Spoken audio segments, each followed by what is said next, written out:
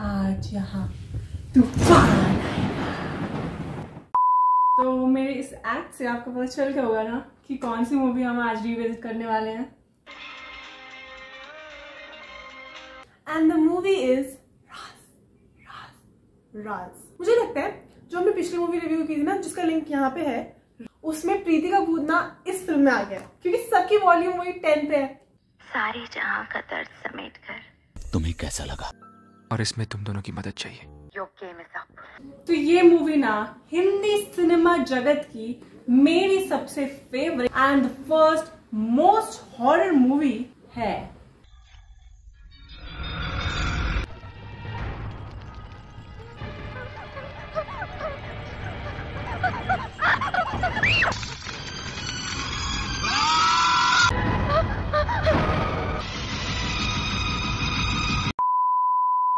मतलब अगर ये मूवी मैंने इतनी बार ना देखी होती ना, तो शायद अभी भी मैं रात को ये मूवी देखकर डरती। क्योंकि ऑनेस्टली स्पीकिंग जिस टाइम पे ये मूवी आई थी उस टाइम पे कुछ ज्यादा हॉरर मूवीज का ट्रेंड नहीं था और ऐसे पैरानॉर्मल एक्टिविटीज नहीं होती थी। हम मालूम है तेरे बाप को मत सिखा, चल। तो ये मूवी स्टार्ट होती है नॉनसेंसिक कॉलेज फ्रेंड्स की ट्रुथ एंड डेयर गेम के साथ जो कि जंगलों में खेल रहे हैं। I am not going to kiss you। हाँ किकी। और फिर अपने डेयर से बचने के लिए हमारी पहली विक्टिम हर एक नॉर्मल इंसान की तरह जंगलों में भाग जाती है। और यहाँ पे हमें मिलते हैं अली असगर, जो इस मूवी में कॉमेडी सीन नहीं कर रहे हैं, but still he never misses the chance to show his comic sense. ये कहीं इस बंगले में तो नहीं घुस गई? ये निशा, ये हमारे बाप का बंगला नहीं है। और फिर हमें सुनाई देती है एक बेहद खतरनाक स्क्रीम। एक मिनट, दर्द भरी। राइट, तो ये दर्द भरी स्क्रीम हमें सुनाई देती है पूरी मूवी में टाइम टू टाइम।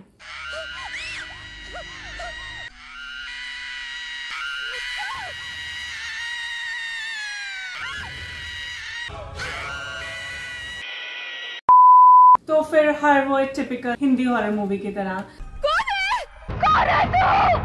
कौन है?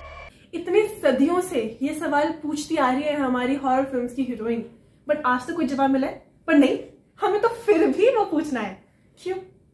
जैसे कि पीछे से कोई आएगा और बोलेगा, हाँ दीदी मैं ही हूँ, मैं ही चीख रहा था, तो मैं डराना चाहता था ना। बहन डर गई, बहन डर गई। ओके, फिर जो विक्टिम होती है उसके अंदर आत्मा घुस जाती है, वो अजीबोगरीब हरकतें करती है। नहीं छोड़ूंगी मैं। फिर इन्वेस्टिगेशन के टाइम पर पुलिस बोलती है, प्रोफेसर साहब, अजीब सा हादसा हुआ है, पुलिस की समझ में तो कुछ नहीं आ रहा। मुझे समझ नहीं आता इतनी निकम्मी पुलिस क्यों दिखाई जाती है हर मूवी में। एंड वो हेल्प लेने के लिए भी किसके पास पहुंचते हैं? प्रोफेसर साहब, अब आप ही कुछ मदद कर सकते हैं। तो वो जाते हैं प्रोफेसर अग्निस्वरूप के पास, जिन्होंने पीएचडी करी किसमें है। एक्चुअली मुझे थोड़ी कंफ्यूजन है क्योंकि उनको नींबू का रंग बदलना आता है। दुआ कीजिए कि शाम तक नींबू का रंग लाल ना हो। तो शायद केमिस्ट्री के टीचर भी हो सकते हैं, या फिर वो जो लाइब्रेरियन भी है वो, या हर बुक पे ठप्पा मारते हैं ना। प्रोफेसर मेरी बात तो सुनिए। दरअसल संजना बहुत शर्मिंदा है। और फिर हमें दिखाया जाता है डॉक्टर जैकॉल की ये लैब। हाँ, बिकॉज जो हॉस्पिटल दिखाया गया है वो हॉस्पिटल कम स्पेस स्टेशन ज्यादा लग रहा है। Download and scan those images for me please. जहाँ पे अभी रॉकेट लॉन्चिंग होने वाली है। सो आज पुलिस के संबंध में कुछ आ तो रहा नहीं था, तो फिर इन्वेस्टिगेशन आगे कंटिन्यू करते हैं अग्निस्वरूप। तो वो उसके बॉयफ्रेंड से ये सवाल पूछते हैं, उसके करीब जाते वक्त तुम्हें कैसा लगा? और जवाब ये होते हैं, मुझे तो लगा कि वो शरारत करके मुझे अपने पास बुलाना चाहती थी। इसके अलावा कुदरत का कोई इशारा, हवा का कोई तेज झोंका जो तुमसे कुछ कहने की कोशिश कर रहा हो? नहीं। तुम्हें ऐसा नहीं लगा जैसे कोई तुम्हें हाथ पकड़कर कहीं ले जा रहा हो और तुम्हारा अपने ऊपर कोई वजह हो? नहीं। उसके पास जाने पर तुम्हें उसके चेहरे में किसी दूसरे का चेहरा नजर आया? नहीं। और फिर कंक्लूजन निकलता है, इससे तो यही लगता है कि ये काम किसी इंसान का नहीं, यकीनन किसी बुरी आत्मा का काम है। नहीं एक मिनट, ये कैसे आया? ये मतलब समझ नहीं आया मुझे। इंडिया है, चलते। सो गाइस, अगर आपको डाउट है कि आपके या आपके चाहने वालों के अंदर कोई आत्मा है, तो इस मूवी में कुछ बेहतरीन से सिम्टम्स बताए गए हैं, जैसे कि चील का आना, फॉग आना, ऑटो ट्यून वाली घोस्ट आवाज, and lastly blow dryer. Creaky doors, चीजें गिरना, और अगर आपको अपने आसपास या खुद के अंदर ये सिम्टम में से कोई भी सिम्टम दिखाई दे तो ये काम किसी इंसान का नहीं, यकीनन किसी भी आत्मा का काम है। सो फाइनली एंट्री होती है दूसरी तरफ हमारे मेन हीरो हीरोइन जो कि है पेटेंट भूतनी Bipasha Basu with a seductive voice. कब तक अपने आप को धोखा देते रहेंगे हम? And Dino Moriya. सो ये सीन स्टार्ट होता है क्लब के अंदर किल्विश गैंग के डांस परफॉर्मेंस के साथ। वैसे ऐसे कपड़े अलाउ कर दिए थे क्लब में? I think it must be Halloween party maybe. सो हमें पता चलता है कि संजना बहुत ही अकेली वाइफ है जिनके पति उन पे बिल्कुल ध्यान नहीं देते, तो नींद की बहुत सारी गोलियां खाकर वो डिसाइड करती है कि let's go on a drive. और फिर उनका सहारा देने और उन्हें अपने पास अपनापन महसूस कराने के लिए हमारी भूतनी की आवाज ऊटी से ट्रैवल करके मुंबई पहुंचती है। संजना।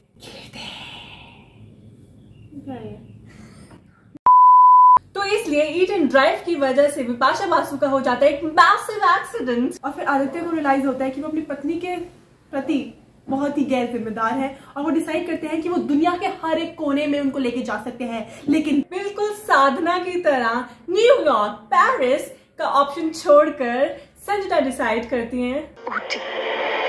और फिर हमें फ्लैशबैक में लेके जाते हैं और दिखाते हैं कि कैसे संजना और आदित्य की शादी हुई थी।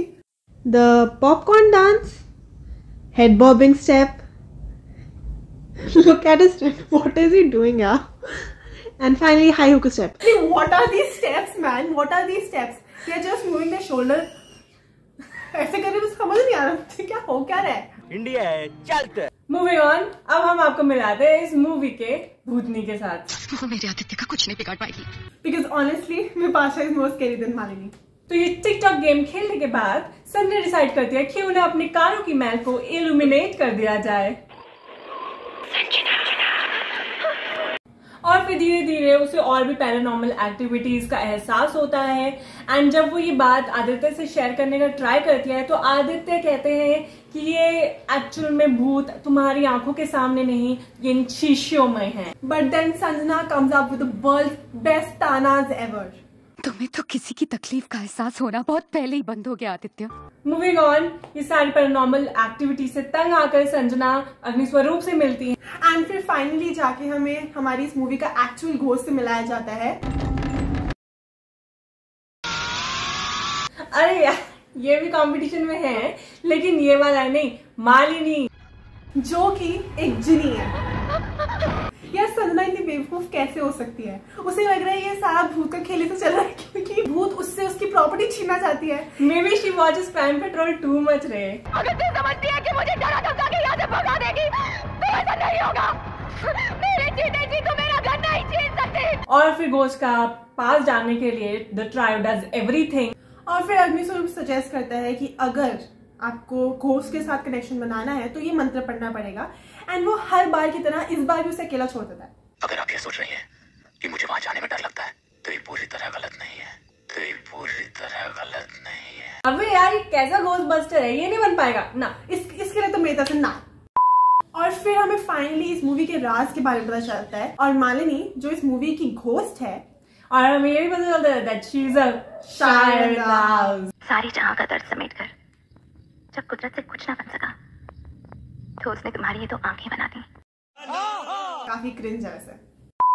एंड संजना को फिर फाइनली पता चल जाता है कि उसका पति उसे धोखा दे रहा था और संजना कहती है अगर तुम ये चाहते हो कि मैं सब कुछ भूल कर तुम्हें अपना लूं, तुम्हें अपनी बाहों में ले लूं, तो ये नाटक मुझसे नहीं होगा Aditya. And exactly after the climax she does this. यार इससे कोई सेल्फ रिस्पेक्ट ही नहीं है यार, क्या है ये? अरे यार रुकना, तो क्लाइमैक्स तक पहुंच गई, उससे पहले का तो बता दे। सिंस संजना एक भारतीय नारी है तो अपने पति के तरफ कर्तव्य और अपनी निष्ठा को साबित करने के लिए मालिनी को उसको अपने चंगुल से निकालने के लिए वो घोस्ट बस्टर के साथ मिलकर मालिनी का खात्मा करने के लिए रेडी होती है। एंड इसमें हमें कुछ इररिलेवेंट सी चीजें दिखाई जाती है जैसे कि नींबू detector and this electric dancing ball. हमें फाइनली रॉबर्ट की लाश मिलती है जो एक एलियन बन चुका है। फिर सामने आता है ये भूत को खत्म करने का इलाज जो ओजी इस मूवी से स्टार्ट हुआ था।